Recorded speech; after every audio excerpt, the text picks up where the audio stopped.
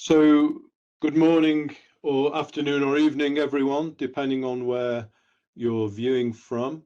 Thanks very much for coming along to this webinar brought to you by the James Hutton Institute and James Hutton Limited in Dundee, Scotland, to celebrate the first International Day of Potato, the 30th of May. And this event will take place on the 30th of May each year from now on, in various guises around the world. My name's Ian Tote. I'm the director of the National Potato Innovation Centre from the James Hutton Institute. And just to take the chair's prerogative, I'm going to say a few words about the centre. It's a new centre. We're currently looking for funding to develop facilities for various different types of potato science, including gene discovery and breeding, resilience and regenerative agriculture, and new products, including non-food products. Very importantly, the centre is in partnership with both academics and industry in the UK, and we hope to build that internationally as well. And the idea is that we're going to work together with the very best tools that we can get through our science to deliver what industry needs. And I'll mention a little bit more about the centre at the end of the session. Today we have 6 great speakers, 3 from our host organisations and 3 guest speakers. Many of you will know some of the speakers today. I'm going to just share my slides and show you what today is going to look like.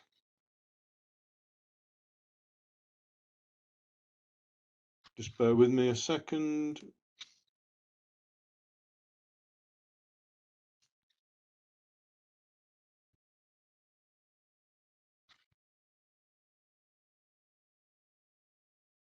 There we go.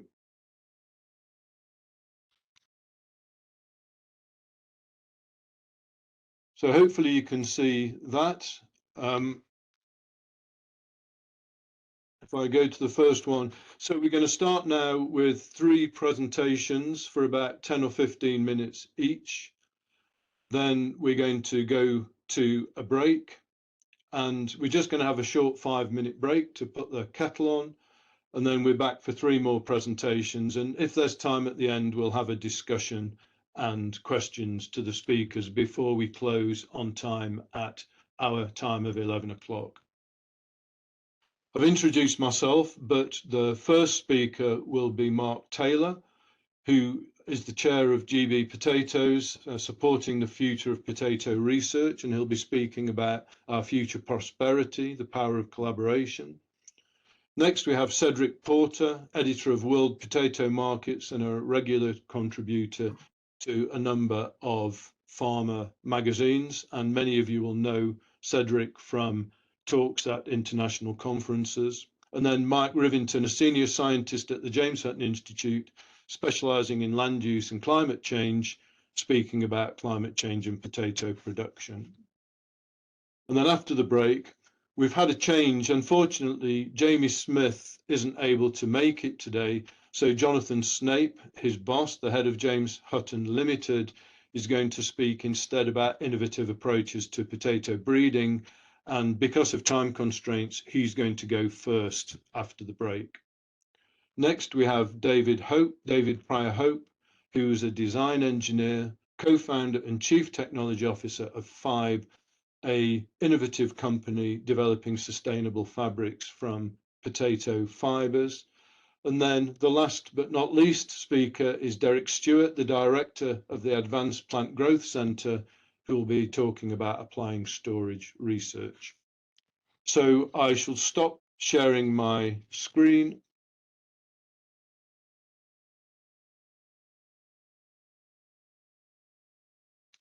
There will be a chance at the end of each talk to ask questions, and if you can do that, please, by putting them in the chat, that will be very helpful, and we'll pick them out and ask them as we go along, and then there'll be a chance at the end to ask more questions. So without further ado, we'll pass over to Mark. Over to you, Mark. Many thanks, Ian. Just wait a second and I'll just bring up the presentation.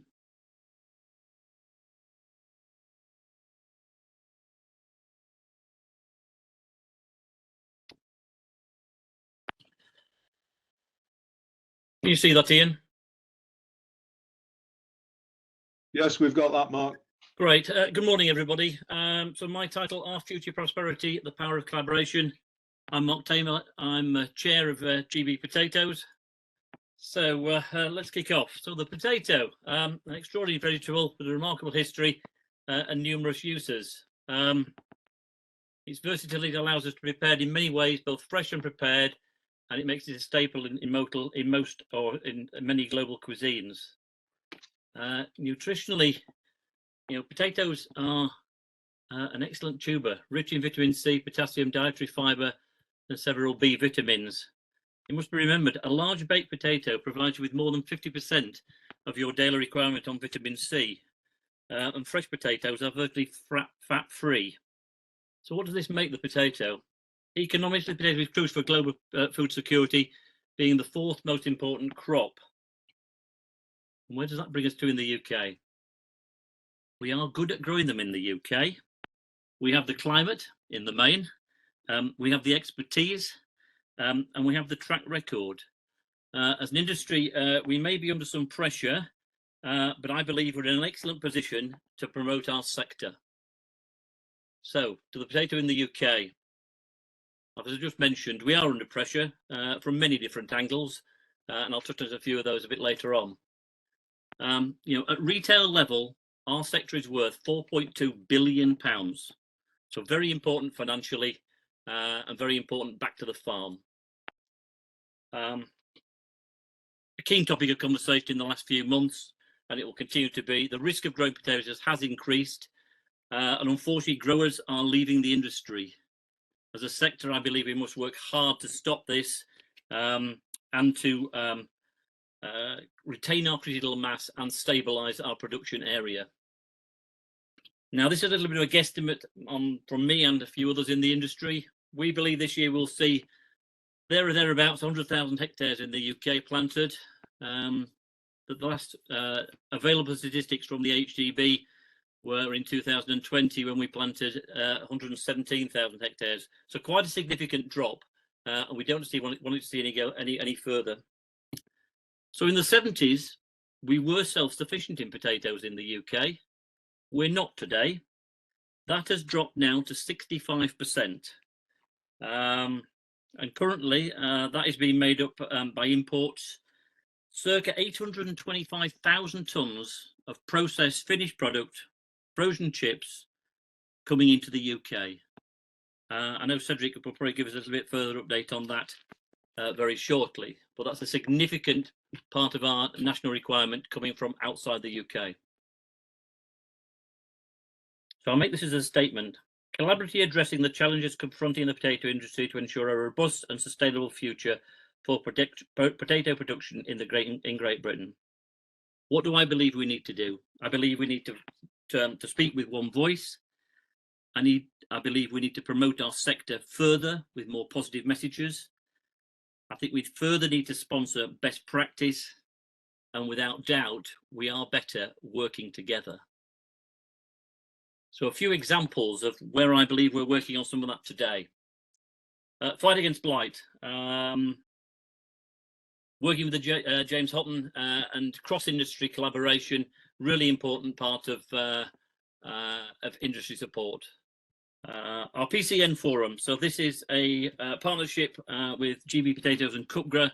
Again, bringing focus onto a key or a dramatically important pest in our industry, and working very closely there with the PCN network in Scotland as well to be able to bring that as a national picture. The National Virus Forum, meeting annually now, but again, bringing cross-industry colleagues together. Seed health and the virus pressures we're getting in seed are increasing. I think we can address and look to improve where we are working together. Future access to water. You may not always think it with some of the rain we've had recently, but it will come back round.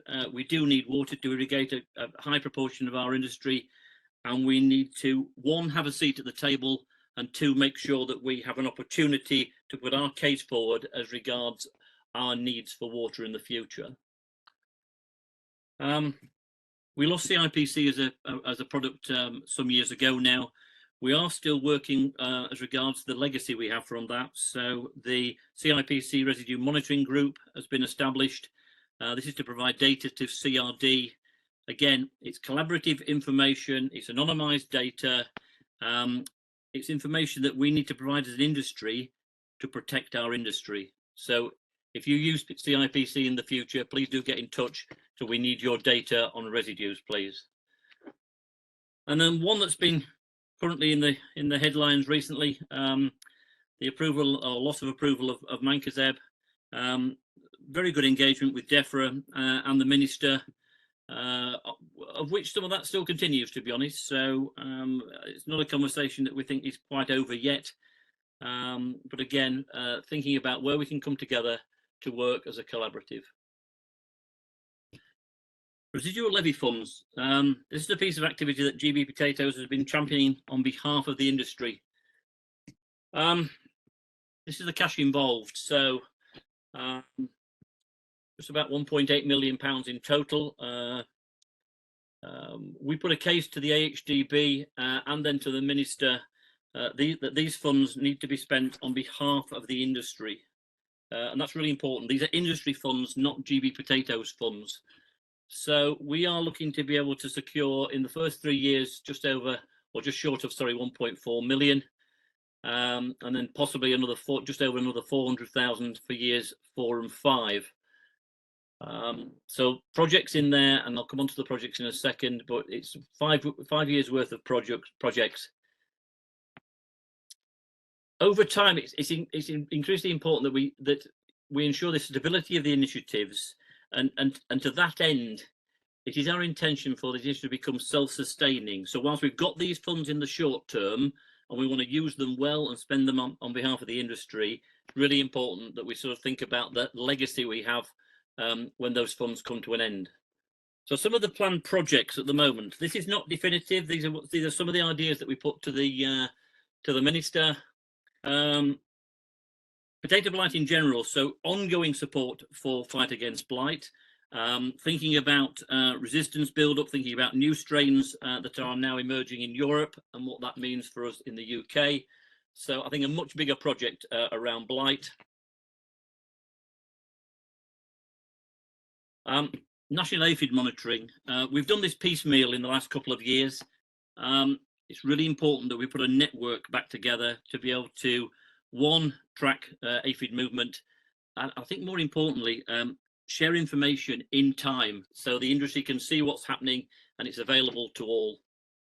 Management tools. One of the things, and credit to the SPO and work with HCP on getting a recent EA through on mineral oils, but joining HCP and further work on EAs, specifically thinking about the seed industry, where we can use 1 or 2 chemicals there to help them with virus control. To their credit, AHDB used to do crisis and reputation management really well, and it's something we've missed. We've got to get back to more positive messages in the industry. When we get misrepresentation in the industry, we need to be able to counter that. So again, putting that back in place, really important. And one I think we've all missed, you know, I've done my guesstimate 100,000 hectares of production, but at best it is a guesstimate. So we are looking at the potential for sector data and filling some of that information gap, because it is currently a void. So we'll see what we can do. So future work, we are just at the moment, we've had our first meeting, but looking to establish a GB Potatoes Seed Consultation Group, thinking again about how we can work cross-industry, thinking about some of the collective challenges we have there, so looking to be able to put that in place. We're also got a seat at the table at the Supply Chain Fairness Expert Panel, again looking at how relationships work up and down the supply chain. The seat at the table is really important. It's our opportunity to be able to sort of represent our sector and have a chance to sort of put our contribution into the pot. Further bit of work that we've got coming up in September, and I'd like to see a lot of you there if you can make it. Potato Days UK, Nocton, working in partnership with various people across the industry, but again, an event there, a working field event that we've brought back to the UK. So thinking about working together to support the industry. So these are a few examples. This is not an exclusive club. So my offer today is come and join this growing list of collaborators. Come and challenge us, come and talk to us, come and engage with us. But please be part of our future industry working together. So in summary for me, there's a few contacts there for people sort of wanting to get in touch with us at GB Potatoes. And I know Scott and the team would be really pleased to hear from you. So please do engage with us. Please do join us. And my parting message would be, I believe we are better and stronger together. Thank you, Ian. Mark, thank you very much indeed. And that's a really great way to start us off. As Lewis has just asked in the chat, could people put questions in if you have any that you're interested in? He said there's a dedicated Q&A window. We don't have any at the moment, but please do keep questions coming because we can go back to them at the end if we get time.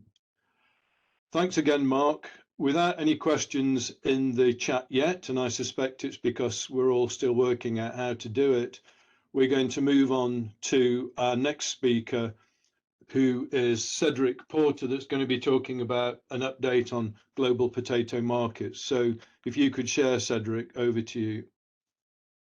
Thanks very much, Ian, and happy International Day of the Potato Day to everyone, wherever you may be in the world. So yeah, I'm Cedric Porter. I'm the editor of World Potato Markets, and I'm just having a look at some of the sort of global trends of potato production. That's World Potato Markets, comes out every week, looking at the whole of the potato market across the world.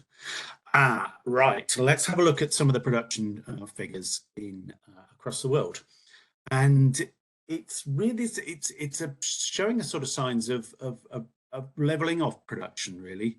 So production in the last 10 years globally has only increased by around about 3.5% to around about 380 million tons across the world. Still the world's third largest food crop.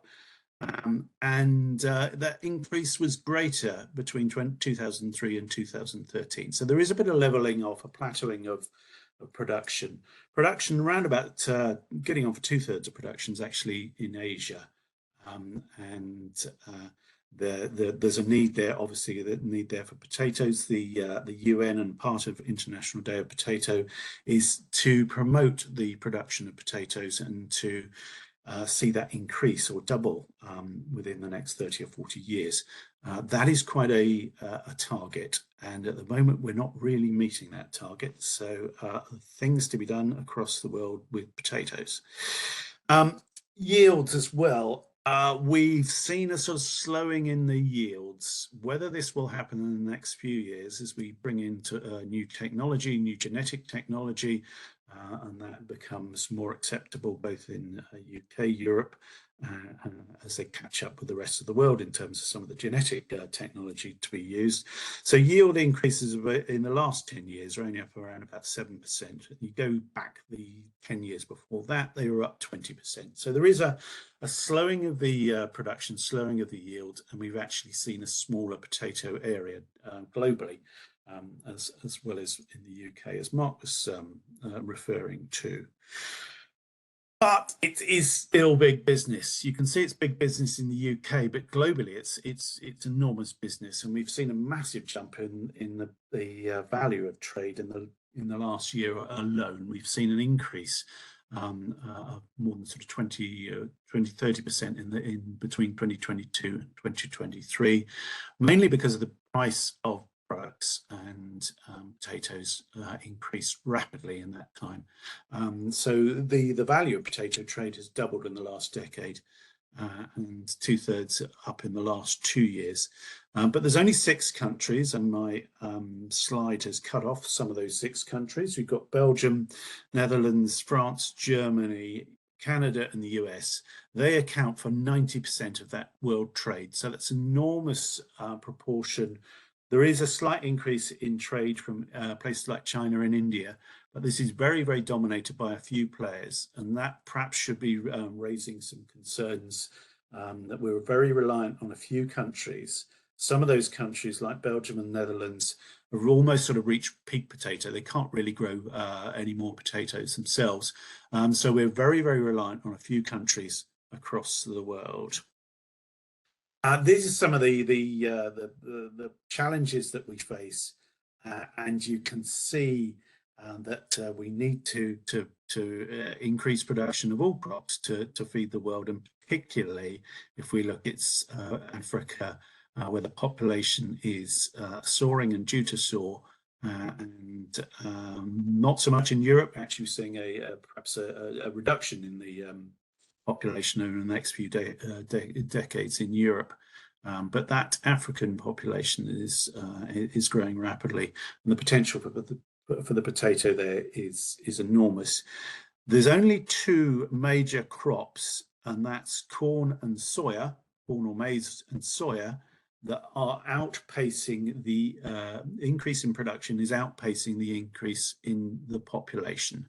So I think that's a red flag for us all, and that's certainly there's a role there for potatoes to help fill that gap, and that nutritional gap, and that's partly what International Day of the Potato is aimed at doing.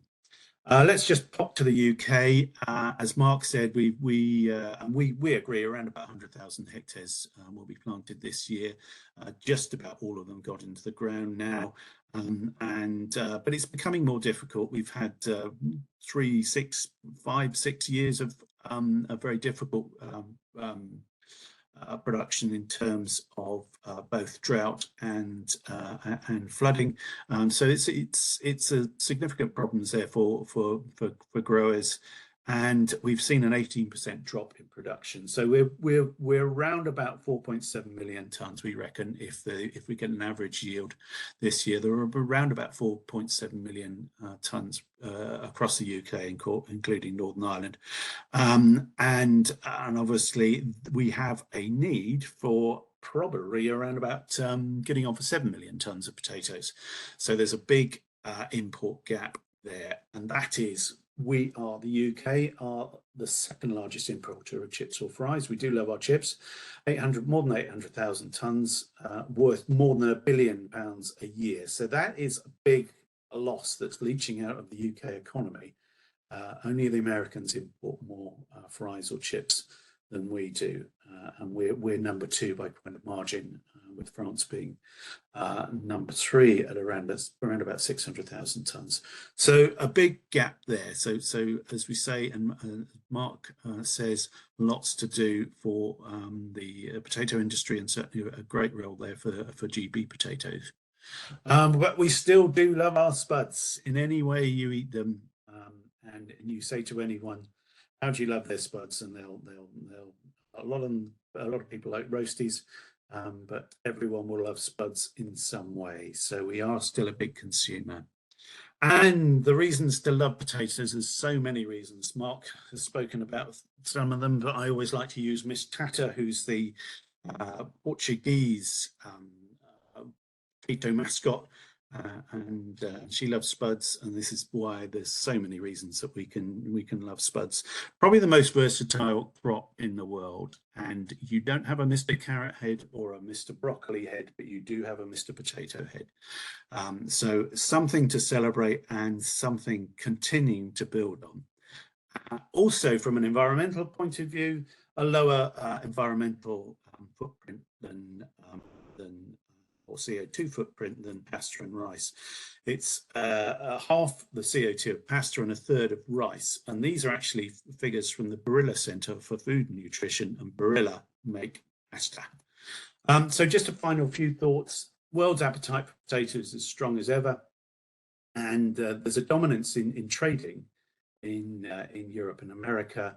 And as we see, the rest of the world is going to be eating more potatoes, so there's more potential there, perhaps, for them to be increasing their sales. Loss of British production is a problem, but there's also an opportunity to try and regain some of that production. We're only growing about we're only growing on about 60% of the land that we did at the peak about 50 or 60 years ago. Environmental potato storage tell, but there does need to be a focus on the crops' impact on the soil. And yields really have lagged behind other crops, and I think there's never been more important need for JHI, so for James Hutton's science and for others. And but the future is shifting to Asia and Africa, but the UK still has a key role in growing and developing our potato technology. So that's my whiz through the world of potatoes, and happy International Day Potato to all of you. It's just some of my details, and happy to take any questions. Many thanks, Cedric. I actually can't see the questions from my end, but I know that Lewis can. So, Lewis, do we have any questions for Cedric? Not for Cedric, Ian. We've had a question come in from Mark. It says, my understanding is there are a wide range of varieties grown within and between farms. Are these varieties growing in number or reducing? And do you think this is a threat / opportunity for resilience of the sector? So if Mark heard that, could Mark share his video as well, please? I can. Thanks for the question. There's always innovation in the variety sector, or adding varieties to our list. There are arguments to say that list is potentially too long from the point of view, particularly of consistency, consumer consistency. It's a hard line. It's a hard line to draw, to be honest. I definitely wouldn't want to stifle innovation and new varieties being brought to the marketplace. Is there an argument at times to say that we should review and rationalise some of the older varieties, at the point where they say potentially become outdated? I think that's a conversation we should be having actively in the industry. Thank you, Mark. We have over 112 participants, so please don't be shy if you have something to ask. I'm sorry that people can't share their screen and ask directly. It's just the way that we're set up today, but please do keep the questions coming in the Q&A. Lewis, do we have anything else for either Mark or Cedric at the moment? Yeah, we've had another one just come in. It says, this is for Cedric, by the way, apologies. It says, one of Cedric's slides states potatoes as having a low water footprint. Is this really the case? I think certainly when you're comparing it with other crops, if you're comparing it to say rice, there is a low water footprint with them. I suppose we have to remember that potatoes, and that's probably what we're celebrating, they came from mountainous regions, and they're one of those few crops that can be grown that are grown above sort of 6,000 meters and below sea level. There's not many other crops that can do that, so they are very resilient given the right conditions, and I think it's improving that resilience to both drought and flooding is really important. But I think, yeah, when you do compare them with other crops and how much food you are getting per hectare for the use of water, they have a much higher water use rate than say wheat and certainly with certainly rice. Thank you, Cedric. Lewis, any others before we move on? Yeah, just another one coming from Dr. Keith Dawson to all the panelists. Can Mark enlarge on the future of mancozeb? Apologies if I'm not pronouncing that quite right. Yeah, mancozeb. It's just gone through its review. CRD are in the process of removing its authorization. It is our last multi-site fungicide for blight control. We have asked the Minister to do a full review of the potential impacts of losing that. Europe withdrew the product 2 years ago, and have seen some significant problems in controlling blight over there in the last 2 seasons. We've just asked that that a full risk based assessment is done and a review of impacts. So whilst we, and we always will, respect the process of CRD, we think it's a broader conversation that still has some further need for debate. Thank you, Mark. I think we'll stop there. Thanks, Mark, and thanks to Cedric. And we'll move on to our next speaker, who is Mike Rivington, to talk about climate change and potato production. So over to you, Mike. Thank you very much, Ian. Just bring my slides up. Please, can you confirm if you are seeing the slides? Yes, if you can just put it onto slideshow, we Fine. can see the basics. Okay, good morning. Okay, with that. Yep, we're good. Okay, thanks very much for everybody for joining. So I'm going to be talking a little bit about climate change and potato production. I think it's important to emphasize that with my research, I take a systems perspective. So I'm looking at a whole range of different issues to see how climate change will impact on food production, but also aspects of natural capital as well. So obviously in context of today, the focus is very much on climate change impacts on potatoes. But the reason I've put this slide up with the map on the right-hand side is really just to sort of illustrate how climate change is impacting the whole of the food system and the whole of agricultural systems. And we also have other drivers affecting land use. That is, say, for example, the drive for net zero, trying to achieve biodiversity targets. So this map that we have on the right hand side, and hopefully you can see the highlighted area. This is just a representation of the land area of the UK where potatoes are grown. It's still relatively small, and building on Mark and Cedric's point about how that is actually shrinking.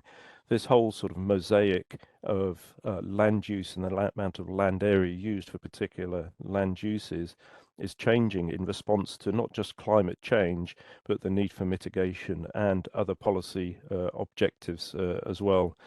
So what I'm really interested in is how that sort of pattern of the mosaic of the land uses and the land area can change, and how we can climate-proof policies and try and build resilience in complete socio-ecological systems.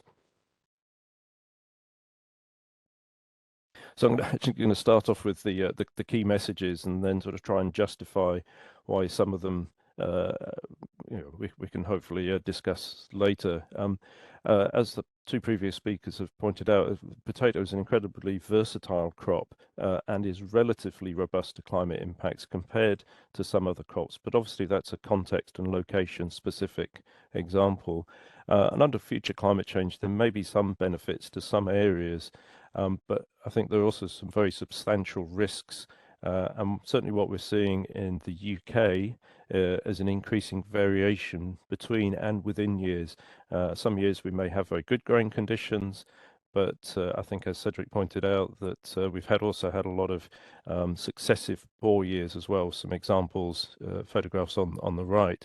And looking forward to the future, what we're going to see is increasing level of extremes, more droughts, and or waterlogging, and sometimes this may even be in the same growing season. And what we need to be doing is looking how we improve the whole systems of production and to build resilience to these stresses. Looking to the future projections, there is an increasing likelihood of back-to-back poor years with cascading consequences on the supply chain. And old farmers, a rule of thumb used to be 2 bad years in a row, do something different. So the question really for the potato industry, what happens if we do have 2, maybe even 3 bad years in a row? Are we likely to see further declines? And I'm going to be focusing mostly on water, and I believe it's not a safe assumption that there will be water available for irrigation in times of water scarcity due to interest in maintaining minimum low flow rates in streams and rivers. And that emphasizes the importance of maintaining sort of soil water holding capacity as a buffer against drought. And also with, in the future, higher temperatures, what the consequences are going to be in terms of storage and also relative humidity and the risks associated with diseases. And there is a certain level of uncertainty about the risks of disease under future climate change. For example, in Scotland, we're likely to see a reduction in the number of frosts, which may then have impacts on the seed industry and disease impacts. And as I've mentioned, there's increasing competition for land to achieve net zero. For example, carbon offsetting schemes, rather wealthy companies buying up land for tree planting because there's money to be made in carbon offsetting. And I think there's increasing importance across the whole of the food sector to demonstrate environmental sustainability. For example, showing that management practices on farms is good for biodiversity, soil health, and making steps towards achieving net zero. I think at this stage it's important to take a bit of a step back and look at things from a global context. And I've put up two graphs here. Of the top one is the mean sea surface temperature across the world. And as I'm sure you've probably seen in headlines, increasing records. The ocean is warming frighteningly fast. And that will have consequences on the way the world's weather systems work. And the bottom graph is just some basic analysis that I've done, just extrapolating out to 2050, that the current new record will become the norm.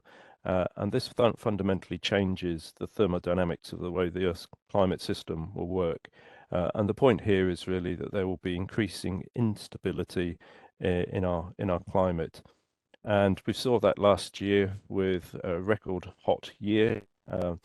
Those temperature increases are spatially variable, so it'd be interesting to map where these increases are happening in terms of also where potatoes are produced.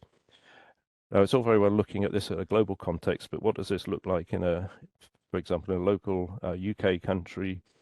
And so this next animation that I'm showing is a map of plant heat stress, which is the count of number of days above 25 degrees per year. And it starts off with historical data. It's 1 kilometre resolution across the whole of the UK. So what you see is fairly uniform distribution across the country, nothing too much in the way of extremes. The year 2003 was the European heat wave, and you see a little bit of change. As we step past 2020, it moves from observed weather data to the mean of 12 different climate projections, and you start to get a sense of what might change spatially. Now, 25 degrees is just a very general indicator of plant heat stress. It's a very broad one. I think it's just a useful indicator just to illustrate, and in this case through maps, just what the spatial and temporal variation might be. It's interesting to note that Scotland, north of England, is relatively less impacted than the southeast of England. What we're seeing there is a continental effect. And you just have to ask questions, what's happening to the amount of water in soils under such continuous high temperatures? And the step back to 1960 illustrates the change. We've recently done some analysis just looking at how much Scotland's climate has changed already. And what we see is that December and January, the amount of precipitation has already increased more than the climate projections were estimating for 2050. And for maximum minimum temperatures, particularly around February time, we're starting to see increases that do match the lower end of the climate projections. So the main message is climate change has already happened and we're experiencing it already.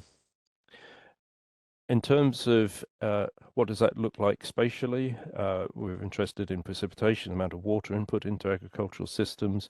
What you're looking at here is what we call an agreement map, and this is where all 12 climate projections agree that there is either an increase, the blue areas, or a decrease, the red areas, in the amount of precipitation. And we see that February is obviously likely to get much wetter, but September drier. Now, there were positives and negatives in that, depending on the type of agricultural system that you're working with. Key to this is what's the difference between the amount of precipitation in and the amount of evapotranspiration lost from the system. And I've highlighted the arable areas in a catchment in the northeast of Scotland called the Spey catchment. And within that area, we find that more than 40% of the arable area in May has severe climatic water stress under one climate projection. And in October, it's 40% projected to have extreme climatic water surplus. So as I think it was Cedric and Mark both said, increasing amounts of years when we have droughts and floods. So what does that look like spatially across the whole UK? This is climatic water balance ratio for June. The map on the left-hand side is the historical data, and the one on the right is a climate projection for 2020 to 2049. And what we start to see is larger areas likely to experience a very strong water deficit. So what does that look like in terms of an individual soil? This is a brown earth soil in the borders of Scotland. The top plot is historical data, and the bottom one is a future projection. And the two things to really note here is the more white space in the plot means less water available, and when the graph goes down into the purple areas, that means there is a severe water shortage. And in the past, it was 3 years in 30, and under this particular projection, it's 24 years in 30. We're also seeing changes in the land capability for agriculture, and we have developed a new computing platform to simulate that under future climate projections.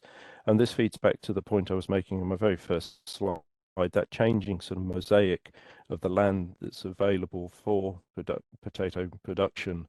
And in this particular example, what we're seeing is an expansion of higher production potential into marginal land. So this just really highlights the question of what's happening in terms of the potential for land area for potato production. We're going to see increase in number of extremes. This is an indicator we've developed. It's called the very wet days, and this is how much things have changed in the past. February has got much wetter. September, August, quite a bit drier in terms of the number of very wet days. And then when we plot that forwards, what you're seeing here is the agreement maps. The one on the right-hand side is where all 12 climate models simulate an increase or a decrease in the amount of very wet days. But please bear in mind that these are the means for 30 years, and within those 30 years there are likely to be much larger extremes, so potentially much more in terms of increase in the number of very wet days, particularly in the winter. Now, I do apologize. I would love to put up a map about modelled potato production across Scotland. Unfortunately, in our modelling work, we haven't quite got there yet. So this is just an example from some work we've done with modelling barley.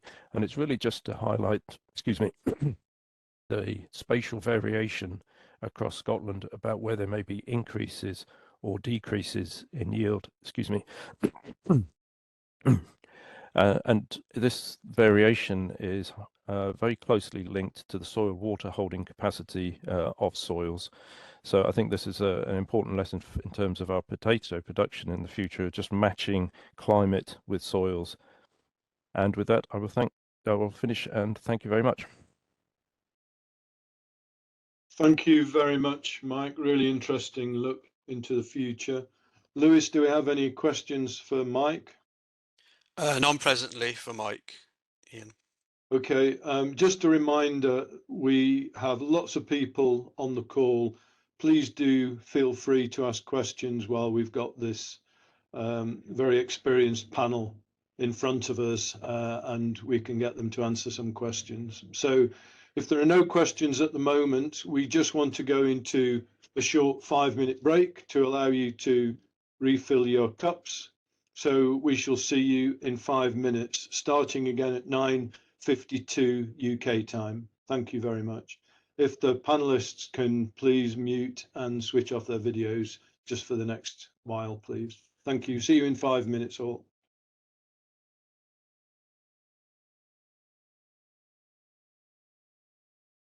Three talks. I hope you're all back with us. So the first talk of this session is from Jonathan Snape, the head of James Hutton Limited, and he's going to talk about innovative approaches in potato breeding. So over to you. Thanks, Jonathan. Thanks, Ian.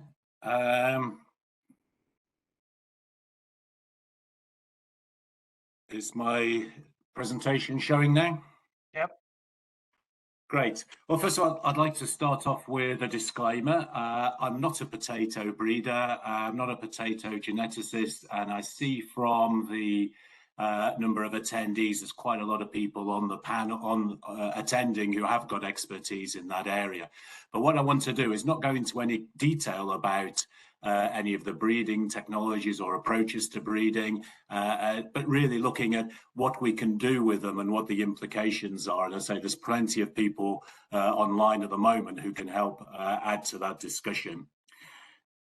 So first of all, looking at some of the sort of approaches to breeding, and we have conventional breeding, but conventional breeding now really does include marker-assisted breeding. That is part of the process, and all potato breeding programs now, I think, are using molecular markers in one form or another, and it's increasing sort of year on year the number of markers that have been validated and are being used in real life situations.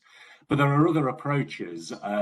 We can use sort of looking at the whole genome analysis and looking at the sort of a genomics approach is a sort of, it's been used in other crops more than in potatoes, but it is possible to do that in potatoes. And there's work at the Institute looking at that.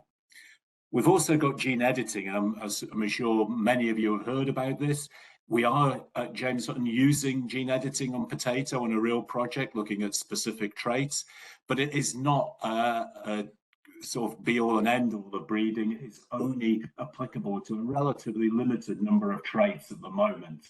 The slight downside on it is that you do need licenses to the technology, but that's changing all the time as the technology develops. And there's also uncertainty regarding regulatory approval and how that's required around the world. And again, that's a changing situation. Could be that there's a difference between Scotland and the rest of the UK, for example, and the situation in the EU is evolving. And so that could be a talk in its own right, just talking about where we are with that. But I think it's suffice to say it is a very useful tool. But in order for us to get the maximum out of it, there's actually more basic science needs doing to understand sort of the genetics behind some of the traits to enable us to use sort of the power of gene editing. There are many other genetic tools. This may be a little bit out of date, but this is one that we put together at the James Hutton Institute a couple of years ago. Some of the tools we have in the genetics, and I say there's people online who can go into that in more detail if interested. But it's not just genetic tools. We have other tools, excuse me. And for example, we're looking more at the roots and how we can use sort of analysis of the roots to assist in breeding. Still in its infancy, but there are opportunities for using things like transparent soil or looking at microscopic root analysis. And roots are important for a lot of the traits that we're looking at in terms of things like having the ability to scavenge more for water to improve sort of drought tolerance and help us get through those years and those times of years when there is less water available. Conversely, or it can also help in terms of nutrient use efficiency and reducing requirements for fertilizer. So some really exciting opportunities to utilize those. In terms of breeding, I've been looking at some of the things that we'll focus on. Quality is an important area. Obviously, you need to grow potatoes that people are going to buy, so you have to have the right flavor, texture. We can look at improving cooking time, nutritional content, etc. But also we can look at the biological processes, looking at tuber initiation, dormancy. That links into storage and what Derek will be talking about later. And all of these areas, once we know more about these biological processes, it opens the door for using gene editing and other tools to actually make a difference and make step change in quality. Biotic stress is sort of a key area for plant breeding and targets of many disease resistance. And we've now got a lot more tools available that we can use to develop new resistances. But it's not once we've got one resistance, we can relax, we've got that one sorted. A lot of the pests and diseases, they do evolve over time. So it's always an ongoing race between sort of the geneticists and the microorganisms or the pathogens' ability to evolve and overcome these resistances. So we can never sort of say we've actually solved a problem. It's always going to be required to keep on top of it.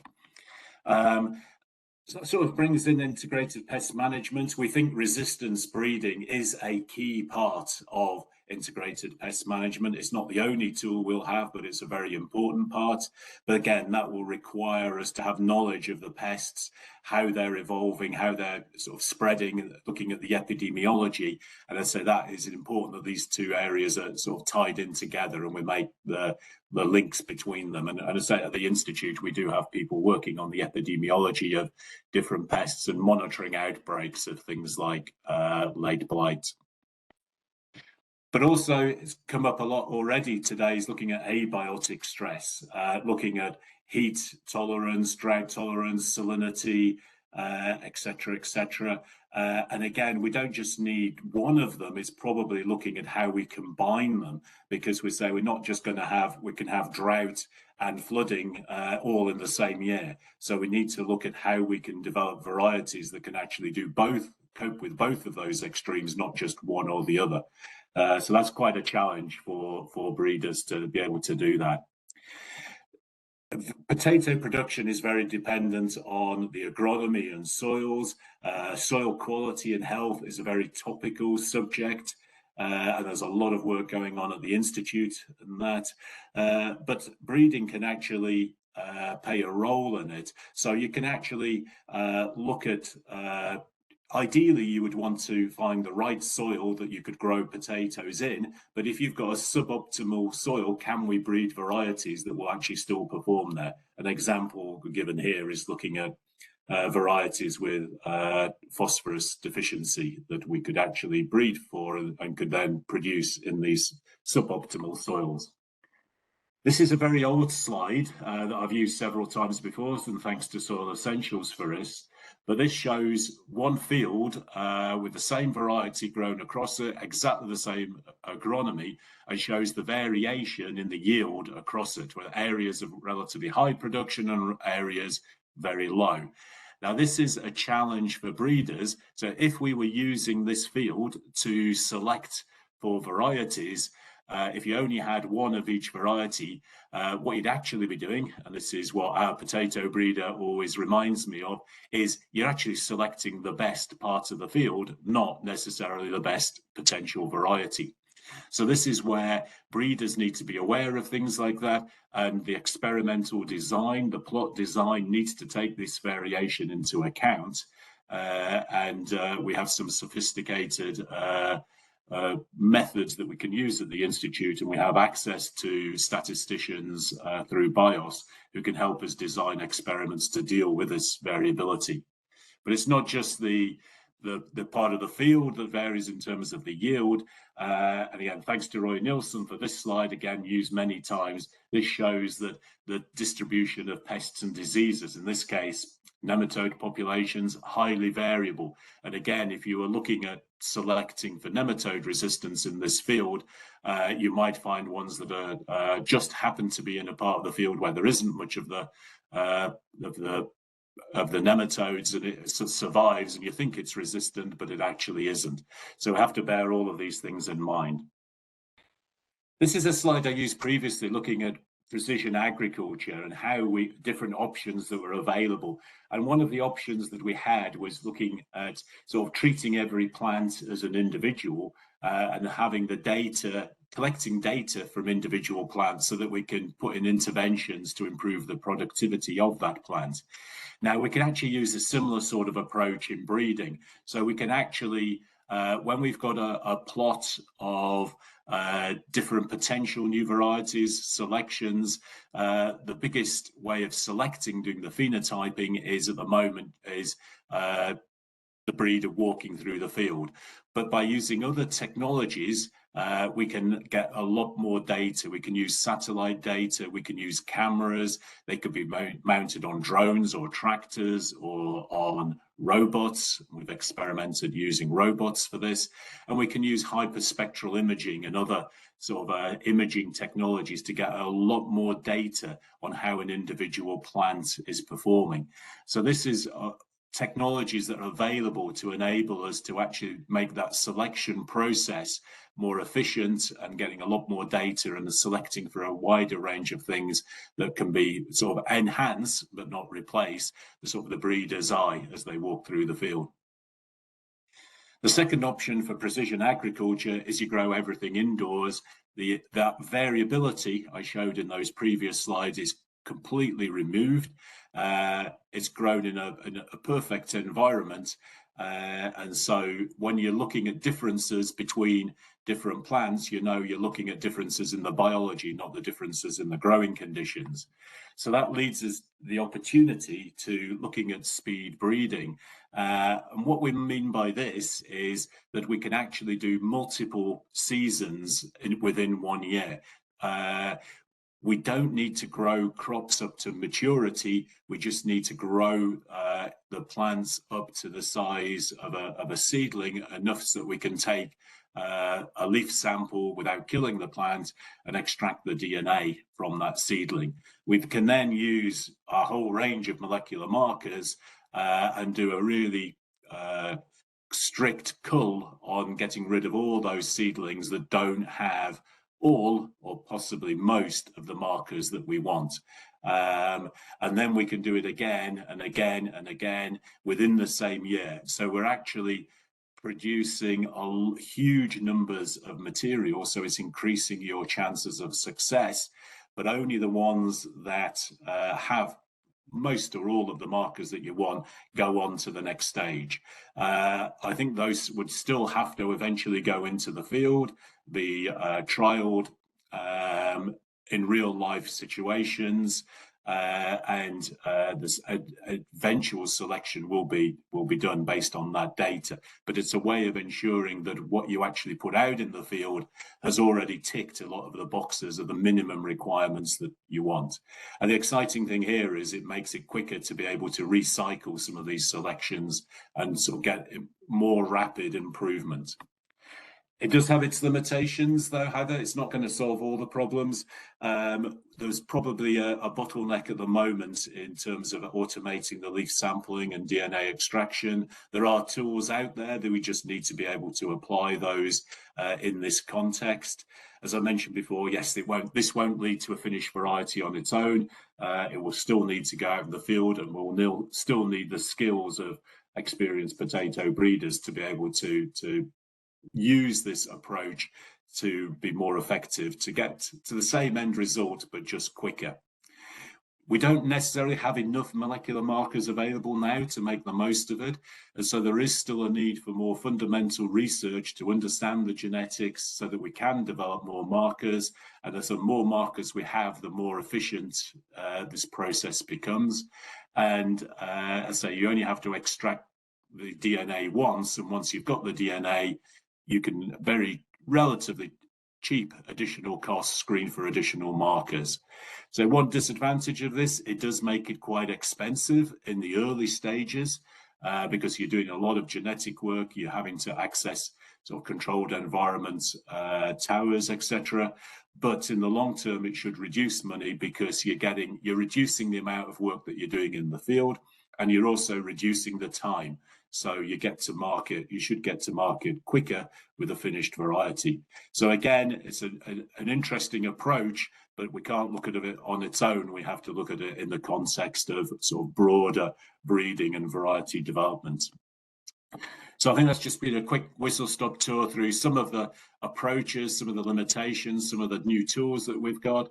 Acknowledge sort of our potato breeders, Drummond and Nessie, who are online, who've taught me all I know about potato breeding, and as well as many of the Institute scientists who've contributed data. And I think that the success of breeding is very much dependent on having the scientists linking with breeders, linking with seed potato growers, ware growers, processors, multiple retailers. And I think it's essential that if this is to be successful and we are to move ahead and address all of these challenges, that all parts of that supply chain need to work together and make the most of these tools and technologies that are available to us. All right, that's all from me. Thank you very much. Thank you very much, Jonathan, and thanks again for stepping in at the last moment. That was actually a fantastic talk, given how long you've had to prepare it, so thanks a lot. Lewis, do we have any questions for Jonathan specifically, please? No, none specifically for Jonathan, Ian. There's been quite a lot of dialogue in the chat window, which seems to be the preferred method of communication at the moment, but I think we could probably save that for later on. Okay, we'll look at that later. And even if people have been asking questions and responding to those questions, we'll still try and come back to that at the end. If people are having issues asking questions in the Q&A box, please do feel free to use the chat box as standard and we'll get to your questions. So now on to another area. Potato, we know, is very versatile. We've heard about that. But maybe there are options for using potato for things other than food.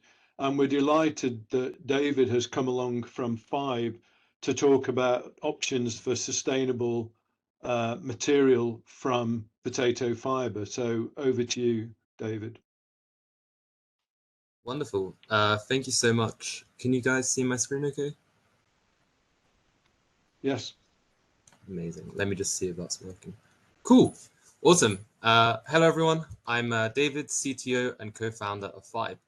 I'd like to start off by saying it's a real honor to be here on the first ever International Potato Day, presenting amongst industry leaders. 2 years ago, I'd not even be able to fathom being in this position. As you've seen the title, I'm going to talk a bit about clothing made from potato haulm, which probably sounds a bit odd, and I'm sure there are already plenty of questions. However, let me explain how our ideas garnered the attention of numerous clothing brands and even excited Patagonia enough to lead our investment round. Our idea first began at Imperial College. We had a shared interest in sustainability, and soon the idea of valorizing agricultural resources became our focus.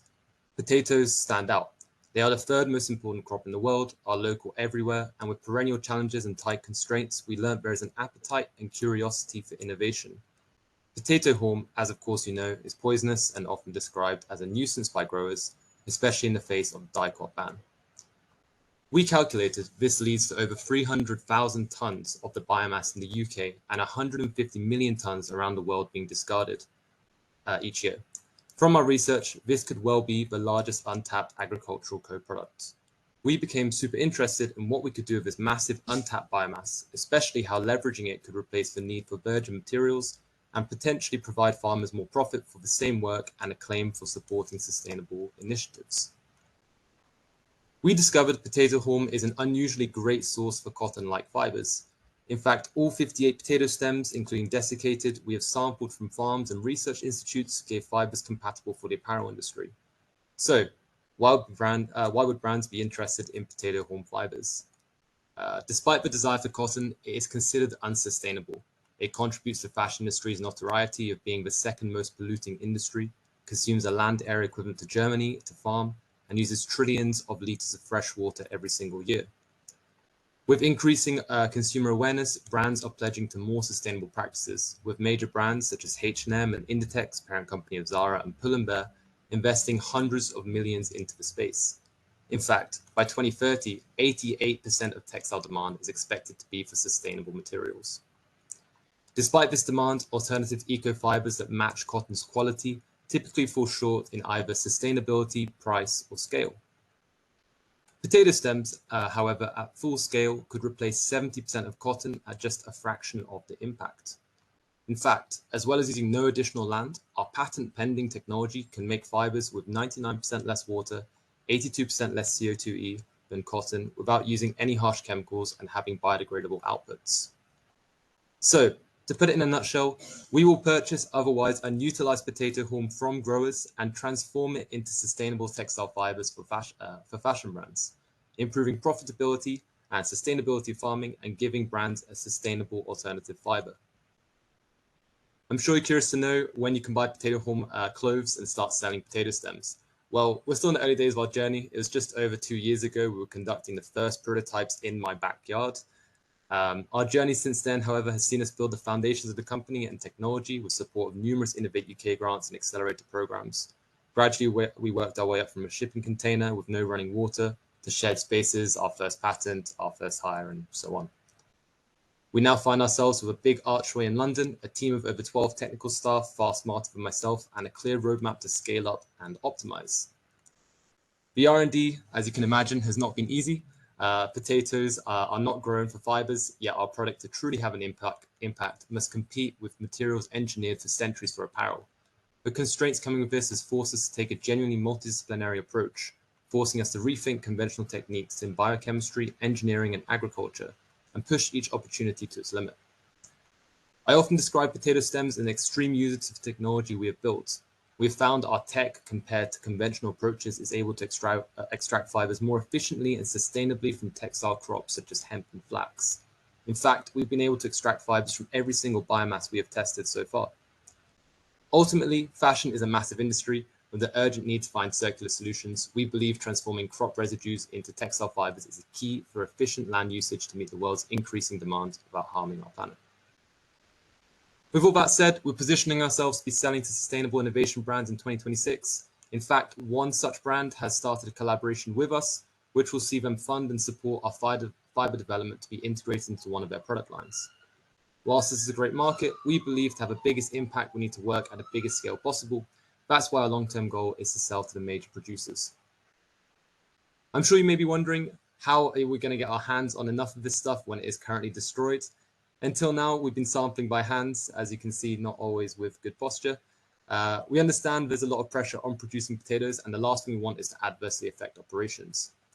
However, with our goal of harvesting the equivalent of all UK potato stems by 2030, we're working with Grimme on a farming innovation program Innovate UK grant to prototype a method of automating this harvest. Whilst we're still very early in the project, by leveraging Grimme's expertise, we expect the machine to not damage tubers, output stems fit for fiber extraction, and potentially reduce the need for haulm killing operations.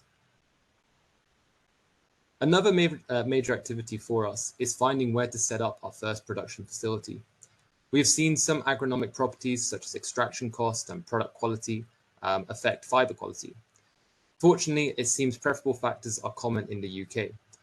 Ideally, we would locate ourselves as close as possible to a group of farms producing potato stems for our purpose. To explore this, we're taking two approaches. The first is to test as much different stem as we can get our hands on. Last year, we harvested over 300 kilograms by hand across 13 different UK farms with a huge help from East Suffolk Produce. We're eager to continue our testing on stems from different locations. This year, we're aiming to get a hold of 7.5 tons of dry stem equivalent.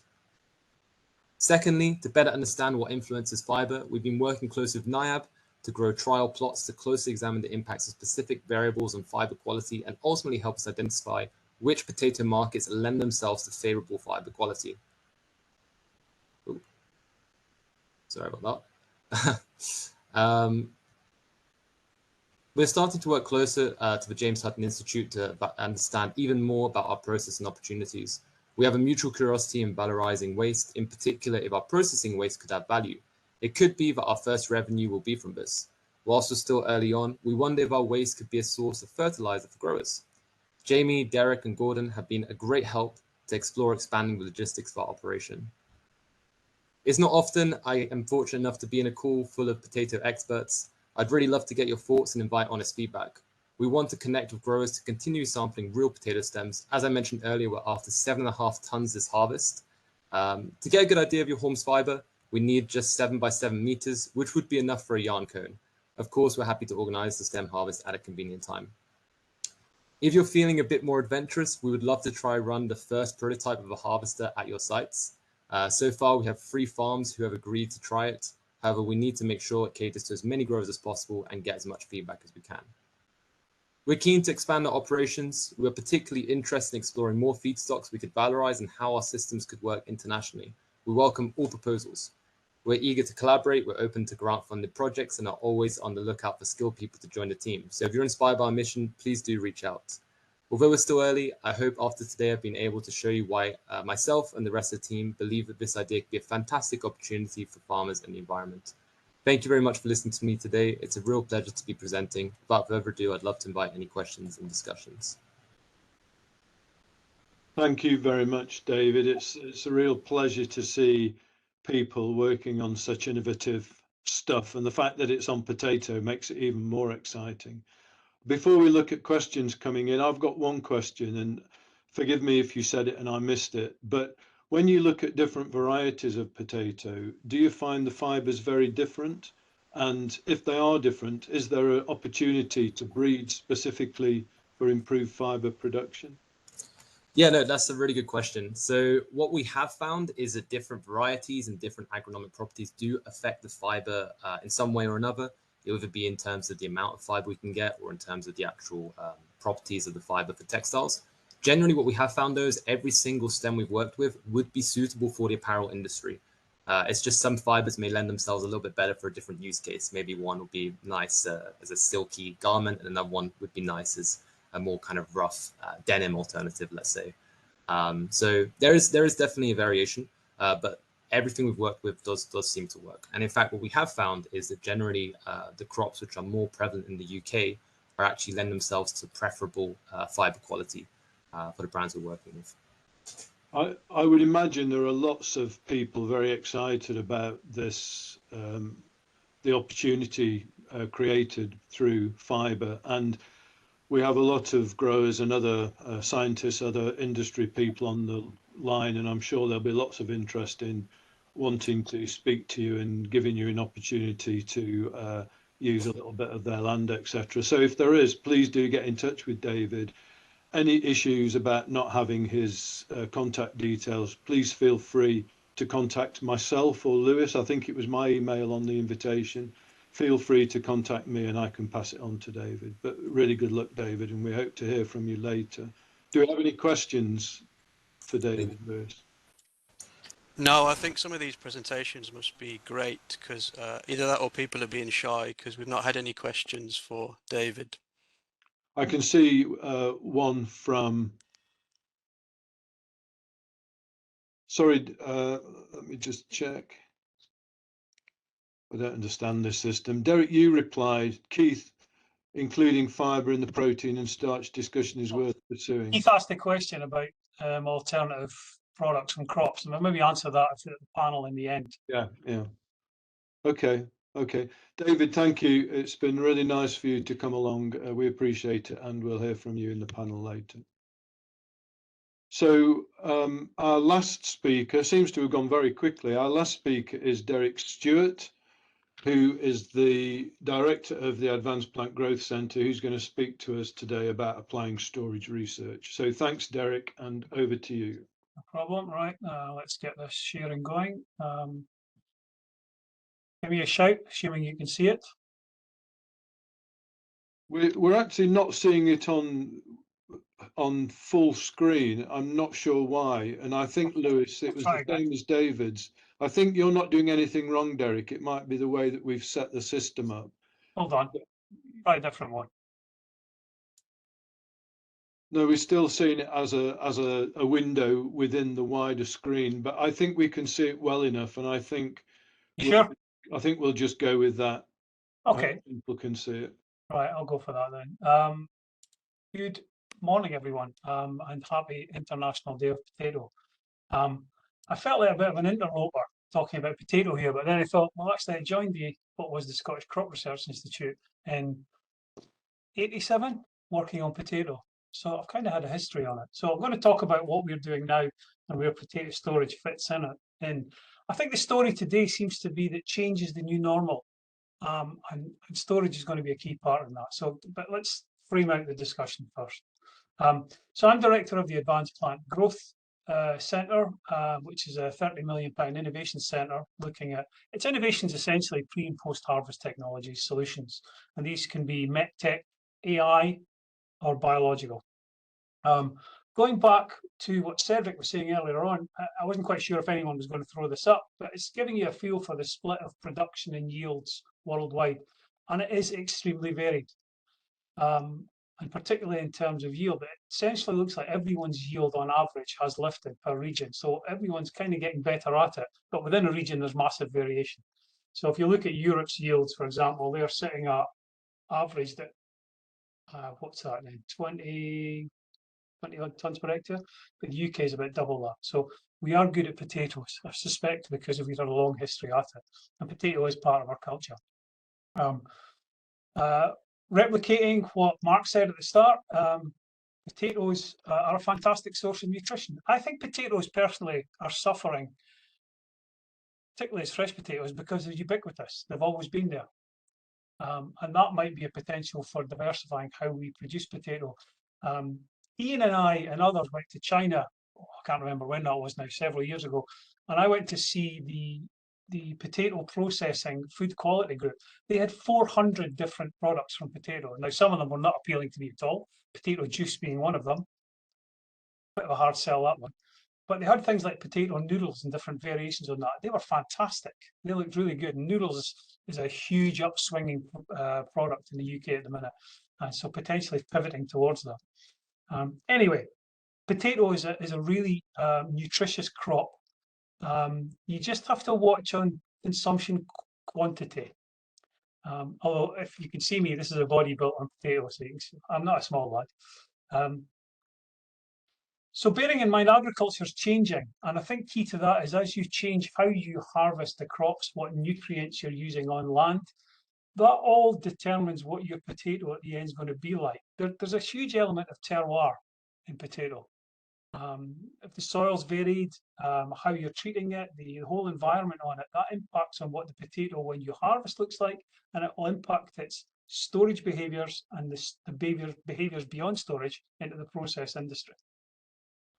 And of course, when you get into the process industry, it undergoes multiple different processes.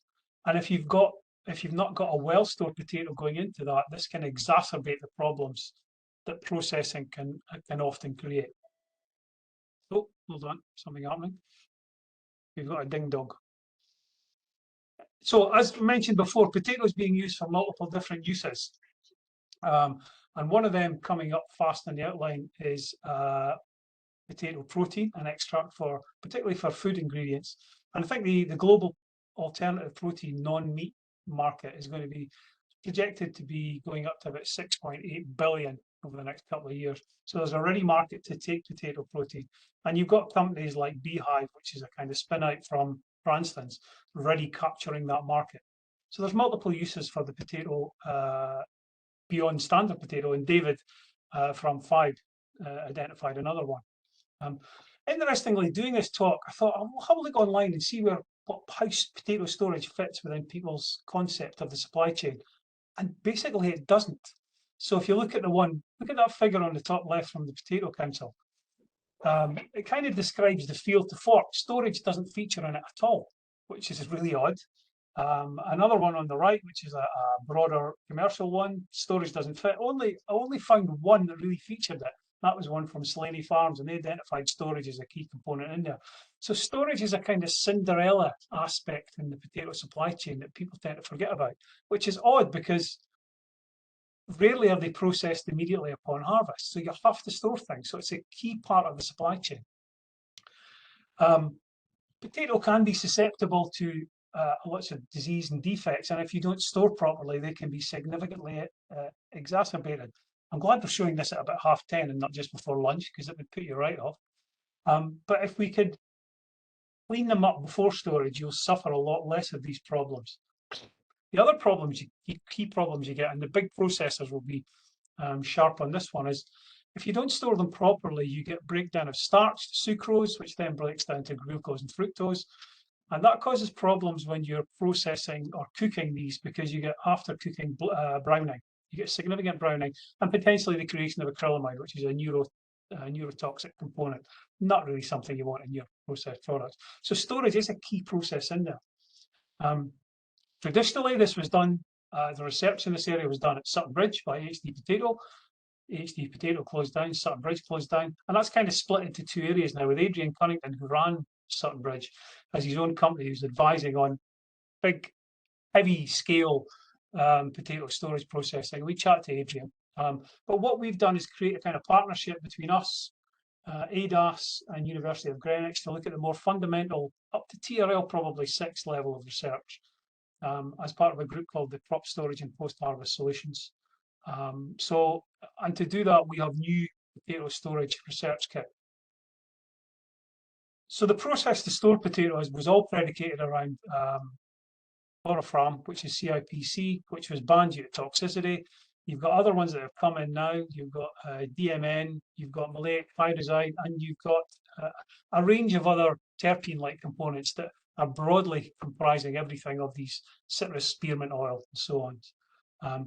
The key part of that is actually the fundamental mechanisms of most of these isn't how they work isn't necessarily known. So there's a whole lot of research to be done in that area. There are other ones coming up.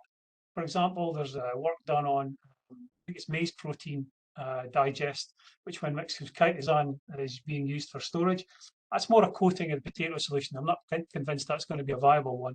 Or there's other ones where they're just doing broad scale extraction of wood bark to create sprout suppressants. Again, what they're doing there is basically isolating terpene components. So they're kind of replicating what's been done before. So there are solutions out there, but the mechanisms of how they work, it's kind of black box at the moment. What we have found and what we've done before on some sprout inhibitors is actually there's a genetic relationship to some of these sprout inhibitors, which means some of them, they will work on some varieties, but not on others. So that's a key point. If someone's developed a sprout inhibitor, it's not a uniform one across all varieties. And I think that'll be some work we'll come to later on, especially in terms of working with breeding new potatoes and working with the sprout inhibitor companies to develop new ones. So to do this, we've got a new facility. We've got these crop storage units. You can see at the bottom there, they're 6 4-ton units. So they're extremely large lab versions or really small commercial versions, whichever way you want to talk about it. And it's got all the kit in there to do actual proper storage research. That storage is embedded within, and particularly focused on potato, what we want to do with potato as part of the Advanced Plant Growth Solutions. So going back to previous speakers, Mike was talking about climate change and abiotic stress. Well, we're building a huge phenotyping center and control environment rooms where we can look at populations of potato crops, stress them under different abiotic stresses, which could be droughting, flooding, higher temperatures, extremes of temperatures, and also playing around with nutrient as well. These can then be looked at in the phenotyping center, and that's the small version you're seeing above there. So we can look at the impacts on crop architecture and development. And then we can take the potatoes out of those systems and put them in a storage regime to see how the different stressors have impacted crop storage ability. So what this is doing is identifying storage as a new trait we can actually identify and look at the genetic relationship to it. And ultimately then leading back to what Jonathan was talking about, we do a lot of vertical farming work, using vertical farming as a speed breeding platform that will allow us to cycle through 4 generations in a year. And because of the vertical farm setup we've got here, we can do graded temperature, flooding, droughting across the different growth trays. So we can really power through the research in that area really fast to develop new either pre-competitive breeding lines or with working companies, new breeding lines that can then go out for trial. So everything that's going out is de-risked completely. We've got the fogging kit. Let's see if this works. So you should be able to see the pictures there. Turn that sound off. So we can do hot and cold fogging to deliver all of these sprout inhibitors. So we've got all the kit to work to do what we want to do with regard to crop storage and really advance it and link it with the existing science we've got here in terms of crop genetics, field-based crop production, and crop pathology. So to kind of finish up, what are we going to do? Well, I think breeding for field and post-harvest storage resilience will be a key point. We've got the testing bed, we can do that. As we're experiencing climate extremes, field management practices are going to change. That will impact on storage performance, and ultimately beyond storage performance into commercial performance as well. So we've sort of developed a research key point within the chain to deliver on this. I think a key bit and a big gap to my mind is the interrelation between sprout inhibitors versus crop genetics. How broad can we make the next generation of sprout inhibitors? Or can we develop a crop that will be more amenable to use of those sprout inhibitors? We've also got other physical application solutions to applying these sprout inhibitors through fogging that will be completely, absolutely and utterly new. So we can actually reduce the level but increase efficacy at the same time. And also because we're all working within an environment of sustainability, working with companies to develop new in-storage solutions and sensors that will give feedback and management much more easily, but also looking for renewable energy solutions at a research level that can then develop into the commercial level. So hopefully that's given you a feel for what we are doing and what we will be doing going forward in crop storage. Thank you. Many thanks indeed, Derek. Lewis, do we have any questions or comments for Derek? No questions or comments for Derek, Ian. Nothing so far. We're a very, very quiet bunch today. Okay, I think, Derek, what we'll do is move over to our final session, which is more of a panel session where we have about 20 minutes where we can start to address questions or even ask our own questions and see how we go from there. So if those involved in the discussion, those involved in presenting could turn on their microphones and their videos. I see that Jamie's on the line as well. And Jamie, please feel free to join us in this discussion because you've had a lot to do with setting this up. Supposed to kick this off, can I ask Mark maybe a question? Is GB Potatoes talking to the potential new team coming into government? We are, Derek. In this period now of PERDA, I'll be honest, politicians are focused on electioneering. So at the moment, virtually everything else has been put on the back burner, unfortunately. But yes, you know, I think we have the opportunity to engage at many different levels, but across the industry. So I think making sure, so, you know, I'm really taken by the conversations this morning because I believe there should be a great optimism around our crop. You know, I think at the moment our industry lacks a little bit of confidence because we've had some tough seasons in the last few seasons, and you know, this spring is proving, you know, very late spring for some people as well. So I think you know our conversations so far with DEFRA and the government have been, we'd like them to have a more robust food strategy. We'd like them to have actions as well as words. So I think the opportunity is there. There is the appetite there. We have certain promises made recently at the number 10 summit. We need to see those now carried over because I think they should stand the test of a change of government or whoever may be in power. So it's a good question, Derek. We are open to have conversations with anybody. Good. Would anybody else like to comment on that?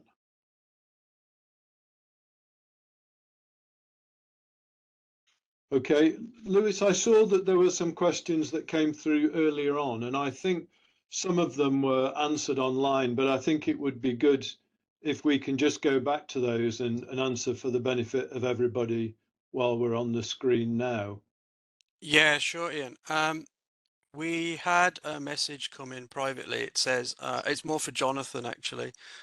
Concerning the speed breeding slides, do I understand correctly that you are describing multiple rounds of seedling screenings with markers per year before field evaluation and not multiple rounds of crossings per year simply based on marker screening?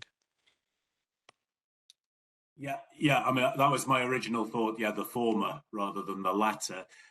It could be the latter, but I'm not quite sure how. Yeah, you could get the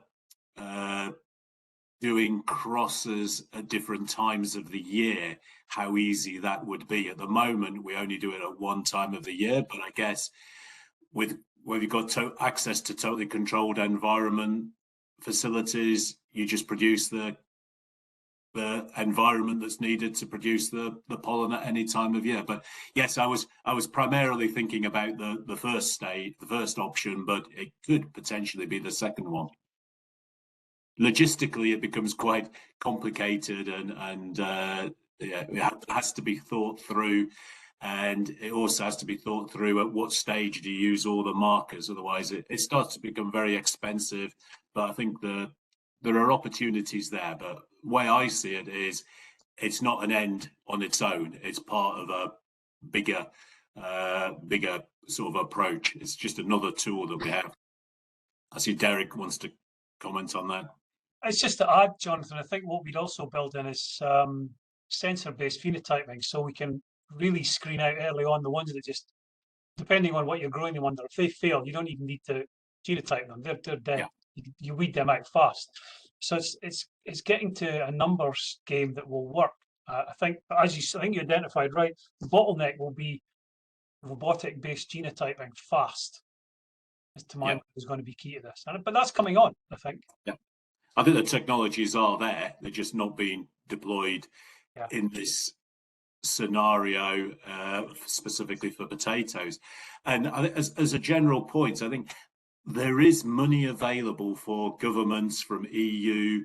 There is a lot of money available for developing these types of technology, especially where we can link it to so a lot of the discussion today about resilience to climate change, reducing carbon emissions, etc. But that money will only come to the potato sector if the potato industry gets involved and works together with the scientists and the breeders to make it happen. Otherwise, that money that's available, none of it will automatically go for potato. It will all go on other crops.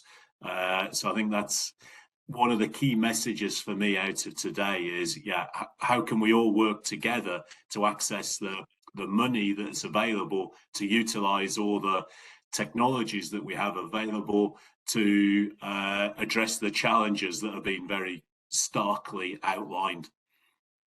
Mark? Jonathan, I think you make an excellent point. That the whole piece, and I mentioned it when I started our session today, which is about that sort of joining up the industry, that connectivity is essential. For me, I'd like to see us thinking longer term in the industry. Quite a lot of our thinking at times at the moment has been quite short term. The whole aspect of, we're dealing with climate change, economic challenges, regulation, political change, the whole risk and reward from the point of view of values going back to the farm. I think one of the things I'm really keen to is how we interpret and how we sort of create that conduit to be able to get research into practical solutions on the farm as well, and that can be on various timescales. So the point I wanted to reinforce really was we will do that far better working together and understanding and using collective expertise, because there is an immense amount of expertise in the industry if we just mobilize it. Thank you. Thank you, Mark and Cedric.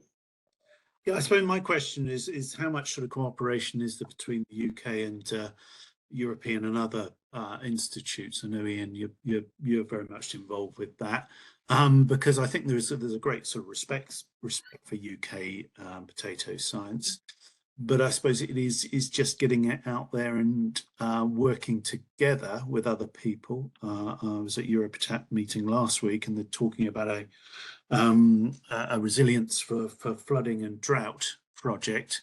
So I suppose, yeah, my question is, how much are we, UK, involved in that global research, and how can we do more? I think maybe I can take that first, Cedric. That's a really good question. And through the Potato Innovation Centre that we're working with, part of my remit is to go and speak to different organisations, both academic and industry in the UK, but also further afield in Europe and beyond. And I'm very interested in just how open people have been about joining together. And actually, the potato world isn't that big. You know, we can join with lots of organizations around the world, and most people have very similar issues to deal with, whether that's something like pests and diseases or different production regimes. And almost universally, the idea of working together appeals to people. So in the future, we're going to make sure that we come through the centre, but also elsewhere, we're going to make sure that we continue to get people working together. And recently, a new organisation has sprung up called the International Potato Partnership, which covers countries across the whole world, including places like Australia, New Zealand, South Africa, and within Europe. And again, people want to work together to maximize science, to maximize knowledge, and make sure that we, as a people interested in potato, be that science or industry, can make a difference and really keep this industry moving. So I think that's, as Mark said, I think that's the way ahead. And I think there's huge opportunities for us to do that. Does anybody have any more comments on that? Okay, thank you for that. I think the EU is more welcoming to us now that we're back in there on the research agenda. I think that's key. I think they always have been, but I think we were not favoured. Let's just put it that way, I think. I think you're right, Derek. And in a month's time, just over a month's time, we have the European Association for Potato Research, EAPR Triennial Conference in Oslo. And actually one of the sessions there is going to be about how we work together globally. So, you know, I think this is really a movement that's going to just grow and grow. Lewis, do we have any more questions? We've had 3 come in the Q&A, Ian. I've assigned them to yourself. I don't know if you can see those. I can read them out if you haven't. Not very easily, sorry. Can you read them? Yeah, sure. So we've had a question from Phil Humphrey. Is there any evidence or concern about ultra processing of potatoes being a health hazard? I can take that if you want. This is a kind of storm in a teacup. The scientific evidence for ultra processed food is really, really weak. And I'll stick my neck out here. The people that are drumming a lot of the publicity on it have got books to sell. To be brutally honest, I think it's all about quantity. I mean, what the ultra processed potato stuff, there isn't a huge amount of ultra processing. You're dealing with something that's highly calorific. That's the problem, and it's down to the consumer to limit what they take in. So don't get a huge family bag of potato chips or crisps and eat them all in one go, or similarly a big bag of French fries. I know it's tempting. I've been there and I've done that myself, but it's limitation. All this has to go back to the consumer. And I think actually the potato industry has been really good in identifying the problems associated with overconsumption. Interestingly, there was a paper just out from Norway, I think it came out the other day there. They did a large study on potato intake and cardiovascular disease markers. And it actually looked like the people certainly that were eating boiled potato, they came off better. So it's a kind of confounding story. I don't see ultra processed foods as something that you should worry about. I think you should be aware of it, and you have to counter it with evidence. That's the key point. Thanks, Derek. Cedric? Yeah, I mean, ultra processed foods, I mean, even fries or chips, they're not that, I think people think they're really sort of constituted, but actually all they are, they're cut potatoes with perhaps a little bit of oil, and even now oil is being reduced by air fryers and all that, and oil frying technology is reducing the amount of fat. So I think some of that messaging around what is ultra processed food, and actually potatoes, even in their process, not ultra processed. But I do think one of the things I was saying, that there's an increase in corn production and soya production, and I think that a lot of that is going for more sort of processed food. So the increase in production of potatoes, which is almost the ultimate whole food, is there's a health benefit from that as well, if there is concern over ultra processed food. Thank you, Cedric. Any more comments on this topic? Okay, Lewis, any further questions? Yeah, there's one from Susanna Bolton. She's really interested in the opportunities for circular economy in potatoes, exemplified by the fibre example. What are the implications for potato breeding and agronomy that this might bring? It's a great question.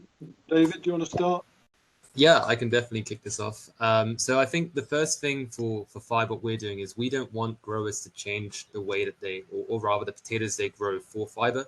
We want the main purpose to be for the tuber. So that's why we've kind of changed the technology we're doing so that it's as good as possible for what's currently out there. So the way we're working is we're just trying to adapt to what growers currently do and trying to fit in as seamlessly as we can. So I hope they wouldn't require any substantial changes and would just provide additional income to the growers. That's kind of the goal for us. Thank you. Derek, you've been involved in the production of various compounds from potato for different markets. Could you say something about that? It's an interesting one, because I think you could, so if you look at potato, and as I've got a nice slide, if I dug it out, I would show it now. Below ground, you guys, most of the audience deal with that. The above ground bits is where the innovations are starting to come in. So you've got David at 5 talking about fibre, but if you're extracting that fibre, and depending on when you harvest that above ground, if you harvested it early at a slightly green stage, now the fibres will still be developed then. It may be harder to get them out. But you've got above ground at green stage, you've got, once you dry that down, that's 30% protein. So you've got a protein there that can be used for something. You wouldn't put it in the food chain because you've got glycoalkaloids in there, but you can put it into sustainable glues from proteins. You've got solanisol, which is a compound that goes into cosmetics. These glycoalkaloids could be potential integrated pest and disease management chemicals for use with other crops, cereal crops, because they'll control things like rusts as well. So developing a whole business for biorefining the above ground material is actually something that can be done on farm through really simple technology. So the farmer can create the spuds, main crop. You've got these side crops as well, side stream products that could be, through simple processing, increase the on-farm business portfolio. And so what's going off farm, rather than just selling the above ground stuff, if you do a minimal bit of processing on farm, you can sell something that's of a higher value. So the potential there is huge. There is variation in all these components, and the fibre, I think David had mentioned, on variety to variety, but it depends on what variation the market you're going into will accept. Maybe they're not that bothered about 30% variation in fibre length or width. And if that's the case, you're fine. You can work with any potatoes. And I think for these other chemicals I'm talking about, that would work as well. But key to me is kind of bringing a lot of this back onto the farm, so the farmer's getting a bit more value rather than the value jumping up enormously when it goes off farm. So there's a whole lot to be said there. I think that kind of plays into, well, I don't know if you want to go into the protein and starch bit from potato as well that Keith was talking about.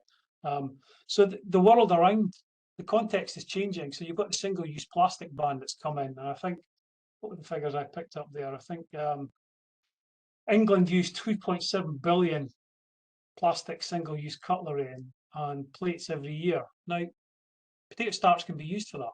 So you've got alternative markets for your existing crop. Now, that what might supply that might be the ones that don't go easily into the food chain.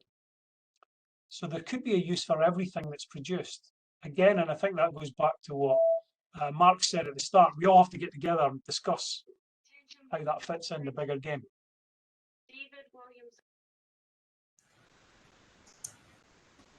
Sorry, just waiting for Tannoy to finish. David, were you going to come back? What was that, sir? Were you going to come back to us? You're on the screen. Oh, yeah. I was also just going to say, I think that there is definitely a lot of, I think through sort of sensible characterization, there's definitely a lot of opportunities that you can tailor your products for, depending on when they're harvested, depending on the varieties and things like this. So as Derek highlighted, things like the fiber length, the diameter can vary depending on how you harvest it and when you harvest it. But I think it's all about kind of finding the application for that specific fiber. So for example, maybe one fiber would be better for a denim, or maybe another fiber might be useful for a completely different industry, perhaps in furniture. I think it's already about sort of knowing what you're getting and being able to target it for the industry that is best suited for. I guess interestingly as well, we talk about circular economy. There's nothing to stop us taking something like Holm, extracting fibres, and then using the waste from that to start extracting other valuable commodities, or extract valuable commodities and then use the waste to extract the fibre. So we could make the most of it in many different ways. Yeah, absolutely. I think that in the process that we do, we actually do have some waste products, and we're really interested in working with the James Hutton Institute to see what potentially we could do with these waste products. So, for example, we get a woody biomass, potentially that could be used for something else. So yeah, there's lots of opportunities, and we're really excited about it all. So can I just ask people a quick question? Why haven't we really done this before? Why has it taken David until now for us to start looking at fibre, or has it been done before? Why aren't we extracting other compounds? Has there not been a need before? Or have people just not considered the potential value of it? Does anybody have any comments on that? This is a question that we've asked ourselves a lot, and we kind of explored. We think that it's partially down to the fact that until quite recently, sustainable fashion wasn't really something that was a thing. It's a fairly new movement. I also think as well that previously, the way that the Holm destruction happened is that the Holm would basically be dissolved with acid. And now that doesn't happen so much because of the bans of all these chemicals. So now this is a biomass that I think is a lot more prevalent and kind of is more in abundance to be used. That's at least what we kind of thought. Yeah, no, that sounds very plausible indeed. Any more comments on I that? think some of this stuff had been done to a degree before, Ian, but again, it's all about societal context has changed completely. So you're in a sustainable environment now where you're looking for net zero. So any reductions in carbon. So if you're using the whole crop, for example, that's it. The quid pro quo from that is, are you taking carbon from the soil by taking the Holm off? Now that's something you have to then balance against, but it may be actually the bits that David doesn't use can go back on field. Mm. And so that all has to be thought through. And again, this is where we have to have a systems approach to everything you do. But ultimately, I think markets will drive things. Yeah. So the starch thing's interesting. That single-use plastic ban coming in might actually prompt a starch industry back, a bigger starch industry in Europe. And potatoes primed for that because it's a good starch for that type of thing as well. I did my bit for society this weekend by going litter picking in my local community, and it is so obvious when you come across a plastic food container compared to one made out of something like potato, and the ones made out of plant material are well on their way to degrading, while of course the plastic ones are completely untouched. So it will make my job easier in the future if we move to sustainable packaging, but makes a huge difference. Any last comments on that? So we've got 5 minutes left. I just want to ask a question to finish off, and maybe for everybody to think about, and that is that if we look 20, 30, 40 years ahead, what is the potato industry, particularly in the UK, because that's the main focus of today, going to look like? Will it be the same or will it be different to today? Cedric, I think that's maybe a nice question to start you off with. Yeah, I think we are importing so many fries or chips. I think at some point there will be the need for our own production, and actually that could play to places like Netherlands and Belgium, who can't produce any more of their own potatoes. If they invested in production in the UK, then it would allow them to export more elsewhere. So, and I think it's very exciting with the whole movement for alternative uses, alternative proteins and fibres and things like that with David. That's really exciting. So I do think there is going to be that, and I think we need to sort of push potatoes as being a natural wonder crop, if you like. And with a great sort of potential for meeting a lot of our sort of climate change and sustainability and circular aims. You know, it's a great crop for doing that, and it's all there. I think it just needs to be given a push, and we do need to sort of fall in love with the potato again as a farming industry and as a nation. Great, thank you. And does anybody else have any final comments? What are we going to look like in 40 years' time? If I was to guess, I think to my mind, if you read the economic papers, I tend to read The Economist a lot. There's a deglobalization in industries going on. People are getting much more localized and pulling apart. So we went through a big boom in globalization. That's kind of falling back, certainly for investment it is. And it kind of pays into what Cedric was saying.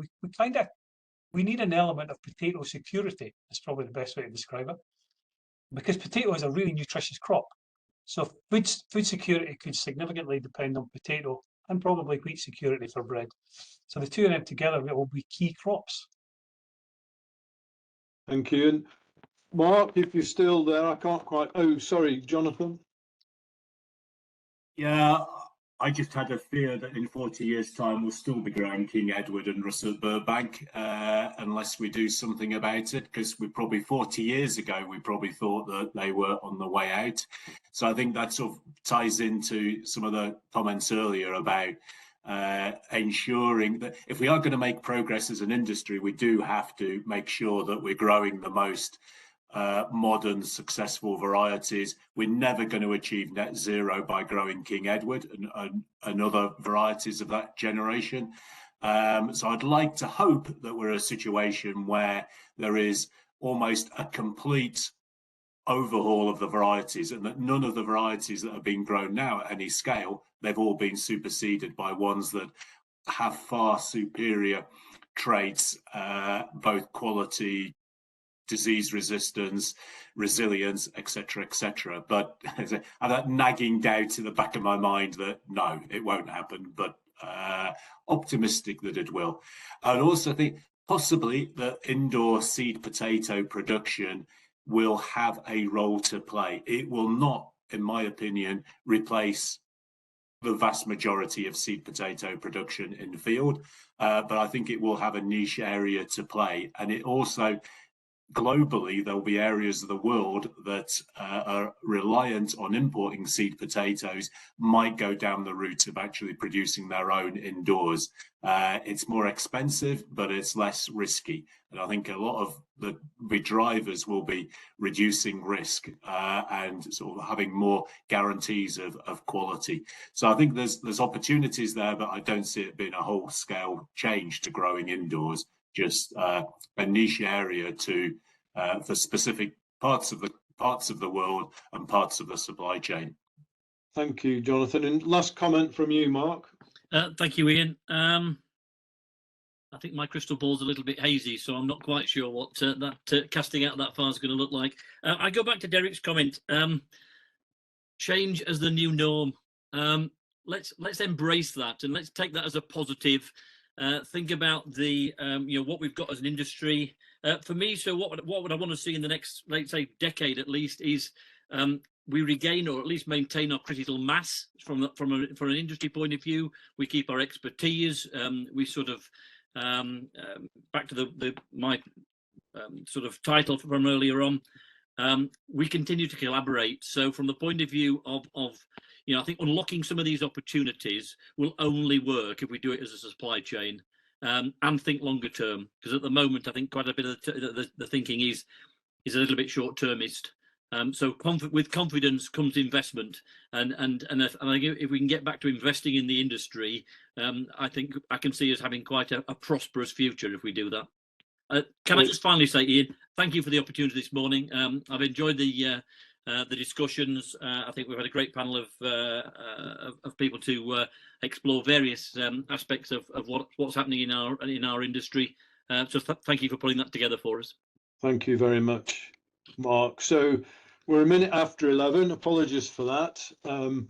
And therefore it's time for us to close. We hope you've enjoyed it. Thanks a million for coming along and spending 2 hours with us to talk about some of these issues. And remember that any of your colleagues that haven't seen this, we will be putting up a recording on the James Hutton Institute YouTube page and on our website shortly. It's the intention of the National Potato Innovation Centre to hold regular webinars throughout the year, along with other organisations. We hope to do it together internationally. So you'll be hearing more about that. And we hope also we'll be in touch to ask your views on how you'd like to see these webinars and discussions take place. So we also have the next International Day of Potato next year, and I'm sure there'll be various things happening for that, so do look out for that. Finally, many thanks to our speakers for some great talks and discussions. Thanks to Lewis and Jamie for helping to put the session together. It takes more than you think. And for Lewis for handling the webinar very well. Thanks again for coming along, and enjoy the rest of the day. And I know some of you are a bit further away, so a very good night to you, and sleep well, and happy International Day of Potato until we next meet. Thank you very much. Bye, folks. Thank you. Bye.